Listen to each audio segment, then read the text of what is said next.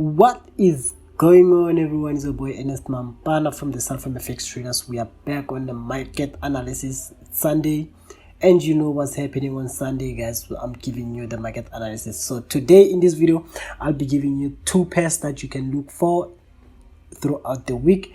Obviously, those are not the only pairs that I'll be trading, and I will keep on dropping some videos throughout the week of the analysis that I have on the different pairs as well. In this video, we're going to be looking at CADJPY, and also we're going to look at Nasdaq. You know I cannot live without giving you Nasdaq. So without wasting much time, guys, if you're new to this channel, be sure you hit that subscribe button and turn on the notification bell. So let's get into the intro. Okay, a guy believer, I will never do it. Right now they are watching me doing it. This thing in marble hall is like a movie. I knew it and I did it. Thank you so much for choosing this video, and once again, if you're new to this channel, be sure you hit that subscribe button and turn on the notification bell. Guys, we are here, we are there, we are at 25,000 subscribers. At this point, I'm feeling like we are at 25,000 subscribers because we are only like, what, 70 subscribers away. So yeah, we are there, and obviously we are closing the year with a bang, because yeah, I've been fighting for this. I've been willing to get 25,000 subscribers, and I'm 100% sure that we're going to get that before we close in this year. So yeah, big shout out to you guys, and if you are not subscribed yet already, you know what to do. Please help your boy to reach to 25,000 subscribers. All right, already here on the screen, I did my analysis on CADJPY, and I'll just walk you through what is going on here. So on a bigger move, on a bigger time frame, we have this move to the upside, of which is an impulsive move to the upside. And obviously with such moves, we are looking for a correct continuation to the upside. Like when you are trading, you don't have to go against the market, but you have to go with the direction of the market.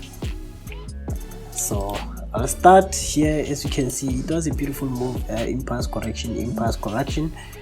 So we can see there it has been giving us some moves that we can look at, and just simple things: impulse correction, impulse correction, impulse correction.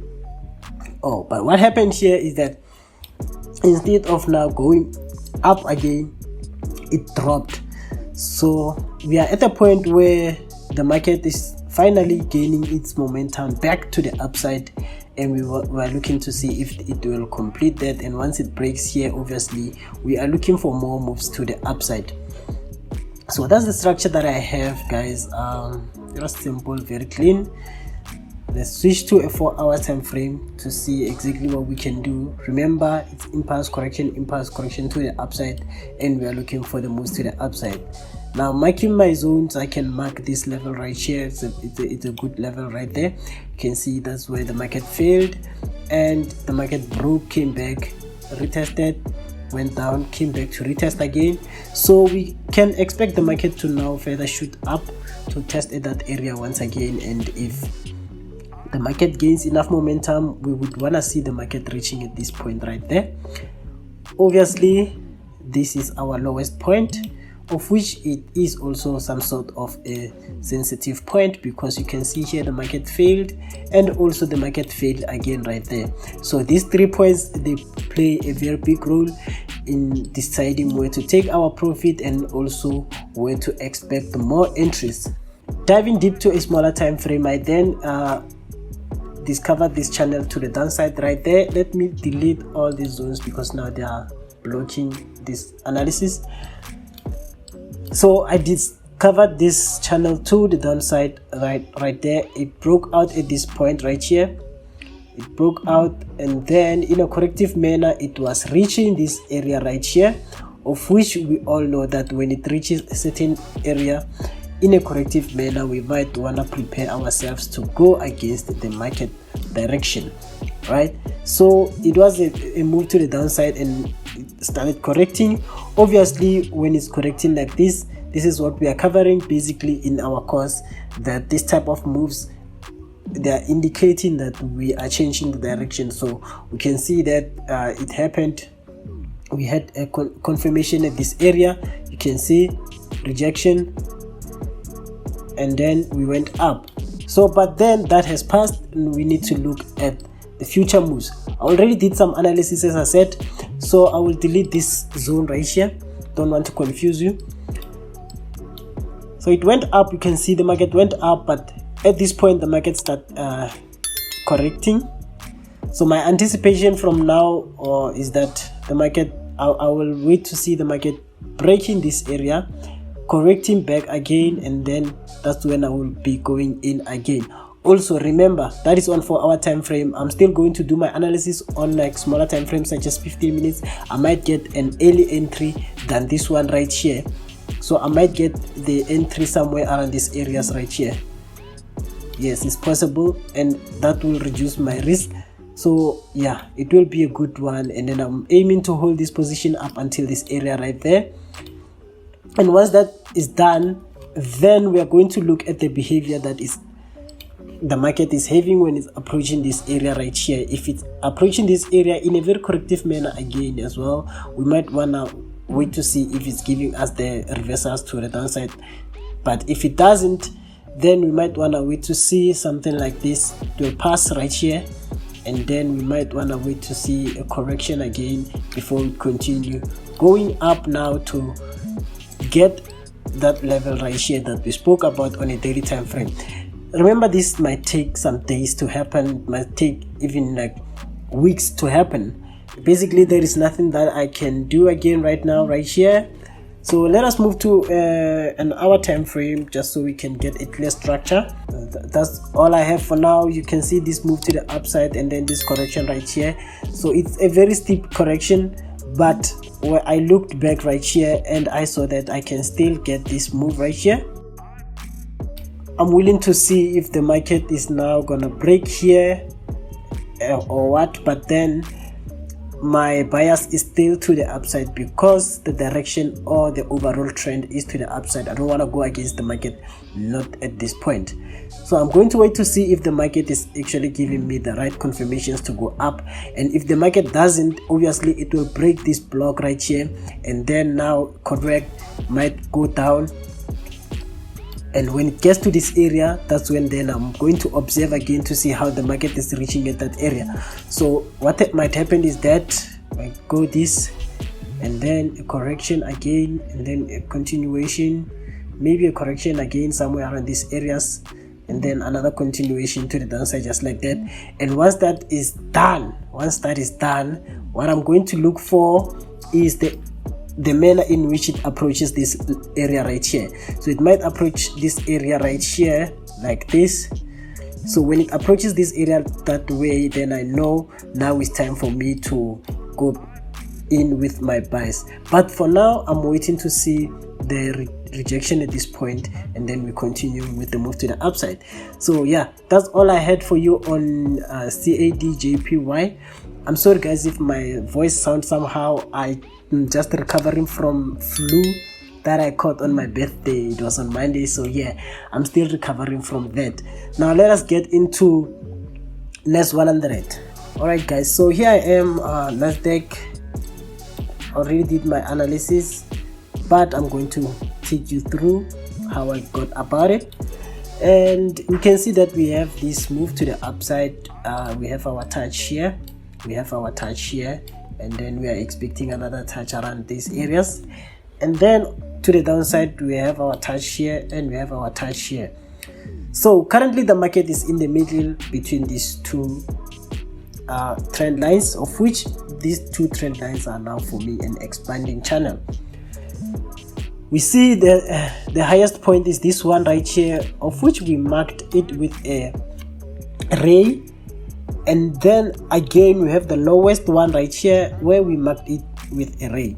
Guys, last week I promised to drop a video where I'm analyzing Nasdaq, and I didn't do that obviously because one, I had flu, two, I was celebrating my birthday. So yeah, I didn't even get a chance to dive deep into the markets. I was just doing analysis on my own because the time when I had started recording, like, I just sounded very funny and the flu was really that hectic, you know. So I was like, you know what, it's good, man. But I hope people ate from this one right here. It was a beautiful move, as you can see, from here, yes, from here we caught this double bottom right here, and it was just a beautiful move to the upside. You know how I feel about Nasdaq. I keep on scaling in, and also moving my stop loss above the entry just so that I can lock in some profits. You know me, if you saw me growing some small accounts, you know how I feel about locking some profits, and also how I feel about taking all that profits, no matter how small they are, because at the end they're going to form something big. So yeah, it's been a move to the upside. It's been a beautiful move to the upside, and it was a good birthday present. Actually, Nasdaq actually gave me the birthday present that I was willing to get, you know. Anyway, so here we are. This is the highest point and this is the lowest point at this point. Now we have the middle one right there. As you know, I always do this, bro. So we can see this one is the middle one because the market failed multiple times. You can see right there multiple times. So this area right here, it's very important. We need to look at this area. You can see again right there, the market has failed one more time. So the market currently is shooting up. There are two scenarios that might happen with the market when it's opening. So the first thing that the market might do is to continue with this move to the upside, because already we are at the correction phase. You can see right there. So the market might continue with this move to the upside. Now the second thing that might happen is that the market might come back down to test at this level again before we continue going up. Now, why am I looking for the moves to the upside? As I said before, we don't want to be against the market. And also, if you can look right here, we have this impulsive move to the upside. This is just a correction, and we might want to see ourselves continuing with that move to the upside like that. If you can scroll back and observe what Nasdaq is doing, you would see those kind of moves. You would see here is an impulse move to the upside. That was a correction, and another impulse move has came. So if you scroll back and do your back testing on this pair, you will see that this pattern tends to repeat itself. And also, this is something that we all know, that once you have an impulsive move after the correction, we might want to see the market continuing with that impulsive move to whatever the direction it was to. But remember, this is not always the case. That is just something we are using, and that is just something that is working mainly 70% of the time, but that does not mean it's going to happen all the time. So you need to look for possibilities to the different direction in case what you are looking for is not really happening the way you are expecting it to happen. So what I'm looking at right here is to see, now the market is giving me this already. Let me just switch to an hour time frame. So the market is giving me this type of a correction already.